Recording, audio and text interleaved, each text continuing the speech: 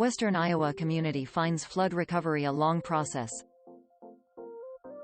Hornick, Iowa. For a year now, every time Bob Nelson hears a flood watch has been issued, he's up and out the door, no matter the time of day, checking on creeks and the West Fork of the Little Sioux River near Hornick.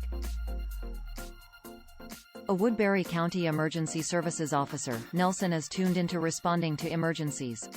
But flooding swamped his home and many others in Hornick a year ago, and now he responds to alerts in a way he never did before. "Your guard is really up," Nelson told the Sioux City Journal. It's been a year since heavy rainfall and rapidly melting snow filled the West Fork of the Little Sioux River on March 14 and flowed over the top of levees north and east of Hornick.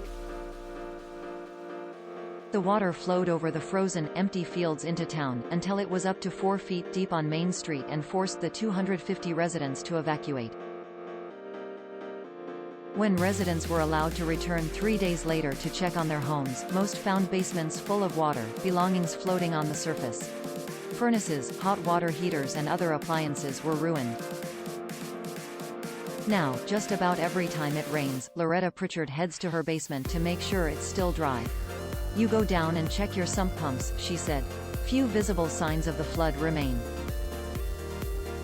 Thanks to an army of volunteers that descended on the town after the water receded, residents needed little more than a week to clean out tons of soggy belongings and saturated drywall damaged by the mixture of flood water.